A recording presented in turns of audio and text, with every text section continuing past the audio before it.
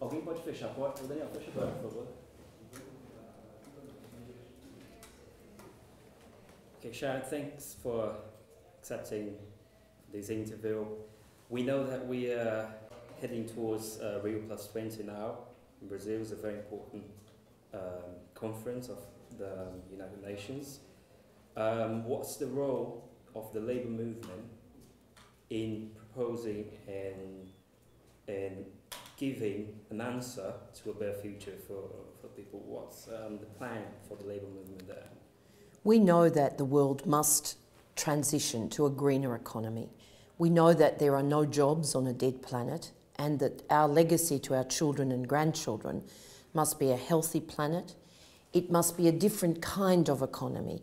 A green economy must have principles of inclusion, where people have the dignity of decent work, where the technology is as green as we can make it, where growth is more equitable so that the developing and emerging economies have a chance to catch up, that their people can improve their living standards. But we know we can do that on a sustainable basis. So our report, Green Jobs, actually shows that with 2% investment each year for 5 years, then we can have almost 48 million new jobs in just 12 countries. Brazil is one of those countries, and indeed that level of investment in sustainable development in transport, in construction, in energy and in agriculture can see 11 million new jobs. That's real optimism, but it's about building the future.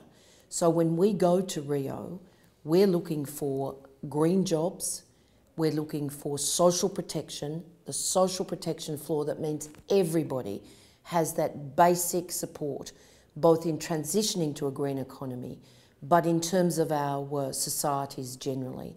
And of course, we want the bankers to pay. We want a financial transactions tax where they pay just a small amount to not just repair the damage they've done with the greed of the current financial sector, but indeed to contribute to sustainable development.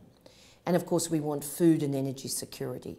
So for us, a green economy is not the model of capitalism we have now. A green economy is about sustainability, it's about inclusion, it's about decent work and the dignity of a more equitable society. Could you go a little further on the report of the ITUC? Because that's this impression that the transition to a green economy will actually mean that workers will lose their jobs. If you look at the demand in our economy, you have to provide 50% more food by 2050, 45% more energy, and 30% more water. There are incredible opportunities there for economies like Brazil, where you have such a rich agricultural base, where you have actually looked to preserve the forestation, where you've looked at the water conservation questions. These are areas where we can create jobs, new jobs, that meet the demands of the planet. That's the same in every country. If we don't do these things, then we don't meet those challenges, so people will starve, there will not be enough energy, and of course, without water, none of us can survive. If we meet those demands and we have a sustainable planet, then the legacy we hand on is a very rich one to our children and grandchildren.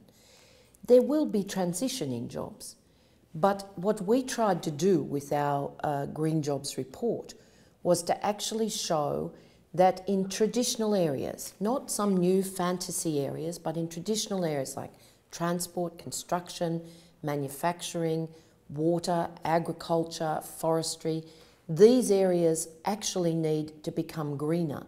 And that transition can provide both things, both jobs that exist now, transitioning to a greener economy, and new jobs as we increase investment to meet that increasing demand for energy, water and food. This is the future. You don't want to have people sitting 4 hours in commuting around Sao Paulo. If you have a rapid, mass, green transport system, then you get more productivity, people's lives are enriched, and there are more jobs, right through the supply chains, including the service itself. So we want to engage with governments in the construction of a greener economy that supports workers through the transition, but builds those new jobs, additional jobs, that mean that we've got a better chance of the dignity of decent work for everybody. And the final question is about, we are here in the Tuca Congress, which represents the whole region. So what's the importance of the Americas in searching for these answers, and in particular Brazil, that will host the next Rio Plus 20 conference? The importance of the Americas is absolutely critical. For South America, an incredible dynamism in terms of global growth. The opportunities are endless for development, for social inclusion, for those jobs that give people the dignity that we know comes with labour, with decent work. But we must make these economies greener economies. We must make every economy in the world greener economies. So development, absolutely. We come from the trade union movement, and development means jobs. We want job-centred growth, not the jobless growth of the 20th century model of capitalism, but the job-centred growth to a much greener and more sustainable future that must be built on a 21st century model of development where people matter. Sharan Burrow, thank you very much. Thank you.